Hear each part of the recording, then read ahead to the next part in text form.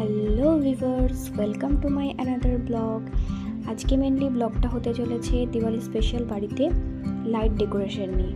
এই ডেকোরেশনটা মেনলি করেছি আমি আর আমার ভাই, আর আমার জেঠুর ছেলে হেল্প করেছে আমাদেরকে।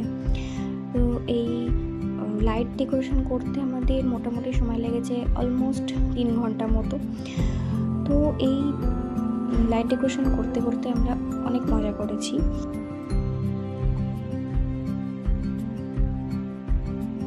চলো এবার দেখানো যাক আমার ভাইয়ের লাইটের কালেকশন। এইগুলো হচ্ছে গত 4 বছরে জমানো ওর লাইটের কালেকশন। এর মধ্যে প্রত্যেক বছরই কি হয়, একটা দুটো করে বাদ হয়ে যায়, তো নতুন করে আবার কেনা হয়। তো এই করতে করতে এতগুলো জমা হয়েছে। এখানে মোট 13টা লাইট রয়েছে, আর এবছরের নতুন কিছু লাইট নেওয়া হয়েছে। এবারে লাইট নেওয়া হয়েছে 3টে মতো। এটা হচ্ছে একটা, এটা দুটো, আর এটা 3টে। প্রত্যেকবার লাইটগুলো তো আমি চেক করে নিই যে কোনটা জ্বলছে আর কোনটা বাতিল যাচ্ছে, কিন্তু এবছর সত্যি কথা বলতে আমার একদম সময় হয়নি। আমি ওকে বলেছিলাম যে তুই একটু চেক টেকগুলো করে রেখে দিবি, দেন তারপরে দেখছি। চলো ছাদে, এই যা চলতে হে ছাদ মে। তো জামা কাপড় রয়েছে।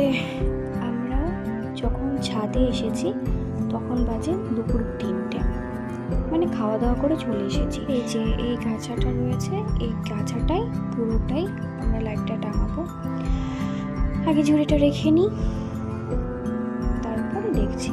আমাদের বাড়ির সামনে যদি লাইট দেওয়া হয়, এই যে এটা হচ্ছে রাস্তা ধারে একটা পোল, এটার ব্যাপারের আলোতে রাস্তাটা এতটা আলোকিত হয়ে থাকে না যে লাইট দিলেও ঠিক সেরকমভাবে লাইটের আলোটা না ফোটে না। তো এইভাবে আমাদের প্রত্যেক বছর লাইট টাঙাতে হয় আর কি।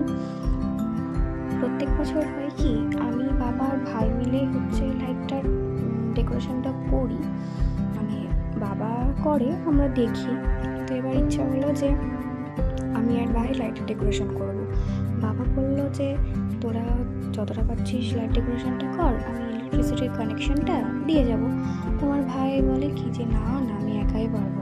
তো আমি এইসব ব্যাপারগুলো দেখেছি ছোটোবেলা থেকে বাবাকে লাইট ডেকোরেশন করতে, ইলেকট্রিসিটির কানেকশানগুলো করতে, কিন্তু সত্যি কথা বলতে আমি কোনোদিনও কানেকশান দিইনি। হবে নিচে এটা হচ্ছে প্রথম একবার জাস্ট কাউন্ট করবে তোমরা ঠিক কতবার আমাকে বুঝিয়ে দেবে।